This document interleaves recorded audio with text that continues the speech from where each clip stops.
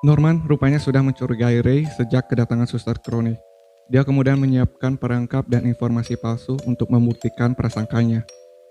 Norman gak mau mengakui, tapi kenyataan berkata memang Ray adalah mata-matanya. Awalnya Norman berniat memanipulasi Ray secara diam-diam untuk mengecoh Mama dan meninggalkannya saat pelarian. Tapi kebaikan hati Emma merubah niatnya, dan Norman memilih menghadapi Ray secara langsung. Dia ingin percaya pada ikatan pertemanan mereka, karena ada fakta lain yang dia tahu menunjukkan peran besar Ray dalam memajukan rencana pelarian mereka. Ray pun mengakui kalau dia adalah mata-mata. Rupanya, Ray sudah tahu kenyataan di panti asuhan sejak lama dan merencanakan pelarian sedari dulu. Memanfaatkan sifat Isabella yang lebih mementingkan keuntungan ketimbang aturan, Ray menawarkan diri menjadi anjing pengawas dan meminta dua hal sebagai imbalan.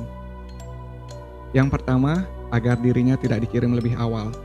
Dan kedua, bila kinerjanya bagus, dia minta dihadiahkan barang-barang dari luar panti asuhan. Semua itu demi mempelajari situasi di dunia luar dan melakukan eksperimen untuk merusak alat pelacak secara efektif. Ray juga diam-diam memanipulasi semua pergerakan anak-anak di panti asuhan dan juga Isabella demi kelancaran rencananya. Faktanya, Ray jugalah yang mengatur agar Emma dan Norman pergi mengantar Little Bunny di hari pengiriman Connie agar tahu kenyataan di panti asuhan tersebut. Dia juga memastikan gak ada yang melihat mereka berdua pergi ke gerbang keluar demi keselamatan mereka berdua. Ini mengindikasikan awalnya Ray cuma berniat mengajak Emma dan Norman. Tapi akhirnya Emma malah berniat mengajak semua anak dan membuat latihan kejar tangkap. Dan Norman berniat memajukan waktu pelarian. Ray menegaskan ke Norman bahwa dirinya bukan sekutu maupun juga musuh. Ray bersedia membantu rencana pelarian sesuai keinginan Norman, membagi semua informasi yang dia tahu, dan juga menjadi mata-mata Norman untuk mengawasi Mama. Tapi syaratnya, cuma Norman, Emma, Don, dan Gilda saja yang bisa ikut pelarian. Norman juga harus menipu Emma dengan berpura-pura tetap akan mengajak semua anak yang lain. Ray tidak ingin mengambil risiko rencana yang sudah dia susun selama bertahun-tahun gagal karena anak-anak lain yang jadi beban.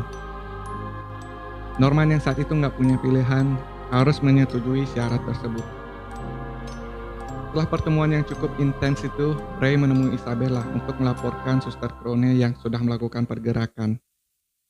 Dia juga komplain terhadap Isabella yang masih saja nggak percaya pada dirinya setelah 6 tahun mereka bekerja sama. Sementara Norman yang masih agak syok mendengar pengakuan Ray terlihat berpikir keras. Dia bahkan sampai bermimpi buruk di malam itu. Keesokan harinya, Ray dengan santainya mengaku dirinya adalah mata-mata ke Emma. Kaget dan bingung, Emma sempat jadi sangat marah karena Ray menanggung semua beban itu sendirian selama bertahun-tahun. Dan ada kemungkinan juga Ray sudah mencelakai anak lain saat bereksperimen cara menghancurkan alat pelacak. Meski begitu, Emma senang Ray ada di pihak mereka dan tidak mengungkit hal tersebut lebih dalam. Di petang harinya, mereka kembali mengadakan pertemuan. Emma dan Gilda mendapati kalau Isabella selalu menghilang dari panti asuhan setiap mendekati jam 8 malam. Emma juga menyelidiki dan menemukan kemungkinan adanya ruang rahasia di kantor Isabella.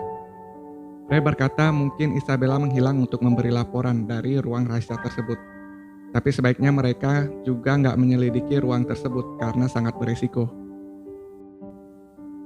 Tapi Don yang sudah termakan emosi setelah dari pertemuan tersebut malah menyelinap bersama Gilda ke kantor Isabella. Setelah memeriksa beberapa lama, Gilda menemukan pintu tersembunyi di balik rak buku. Tapi di saat yang bersamaan juga, mereka berdua mendengar seseorang membuka pintu kantor Isabella dari luar.